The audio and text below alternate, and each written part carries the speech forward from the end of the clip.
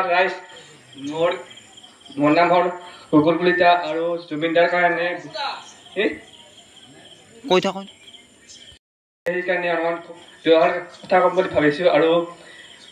ভালে ভালে ঘূৰি আহে জুবিন দাই গুৱাহাটীত আৰু কাহিলীপাৰাত বহুত মানুহ ভিৰ হৈ আছে বৰ্তমান সেইকাৰণে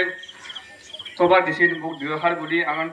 ভাষণ কৰি দিওঁ সেয়েহে ৰাইজে মোৰ যদি ভিডিঅ' যদি ভাল পায় আৰু আবাৰ কেমেৰা